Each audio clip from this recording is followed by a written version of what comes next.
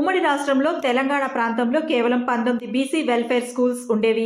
తెలంగాణ ఏర్పడిన తర్వాత గత ప్రభుత్వంలో 275 బీసీ పాఠశాలలు ఏర్పాటు చేశాము.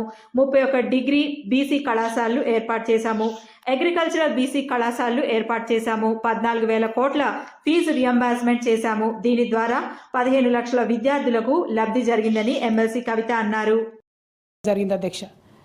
అయితే డిగ్రీ కళాశాలల అధ్యక్ష, గురుకుల రెసిడెన్షియల్ డిగ్రీ కళాశాలలు కూడా అంతకుముందు ఎన్నడూ లేవు అధ్యక్ష తెలంగాణ ఏర్పాటు కన్నా ముందు. ఇప్పుడు తెలంగాణ ఏర్పడిన తర్వాత 31 బీసీ డిగ్రీ కళాశాలను ప్రత్యేకంగా ఏర్పాటు చేయడం జరిగింది అధ్యక్ష. అట్లానే అగ్రికల్చర్ డిగ్రీ కాలేజెస్ ప్రత్యేకంగా బీసీల కోసము అంతకుముందు ఎన్నడూ లేకపోతే కేసీఆర్ గారి హయాంలో 2 కళాశాలను సపరేట్గా ఏర్పాటు చేయడం జరిగింది అధ్యక్ష. అట్లానే అధ్యక్ష ఫీ రియంబర్స్మెంట్ కూడా గత 10 సంవత్సరాలలో ఈ ప్రభుత్వం రాకముందు 14,000 కోట్ల రూపాయలు బీసీ బిడ్డల కోసం ఫీ రియంబర్స్మెంట్ చేయడం జరిగింది అధ్యక్ష. దీంతో 15 లక్షల మంది విద్యార్థులకు లబ్ధి జరిగింది అధ్యక్ష. నేతన్నలకు ఇప్పటివరకు డిస్కషన్ అయింది అధ్యక్ష. 1,200 కోట్ల రూపాయలను మేము 10 సంవత్సరాల్లో ఇచ్చుకోగలిగినాం.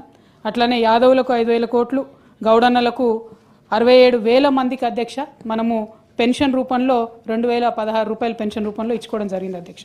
ఇవన్నీ ఎందుకు చెప్తా ఉన్నాం అంటే అధ్యక్ష, విదేశీ విద్యకు అధ్యక్ష అట్లానే బీసీ విద్యార్థుల విదేశీ విద్యకు కూడా 2,233 మంది పిల్లలు వెళ్ళడానికి 450 కోట్ల రూపాయలని మేము ఖర్చు పెట్టుకోవడం జరిగింది అధ్యక్ష. అంటే యావరేజ్గా మీరు చూసినట్టయితే కేసీఆర్ గారి హయాంలో ప్రతి సంవత్సరం 27 బీసీ గురుకులాలను మేము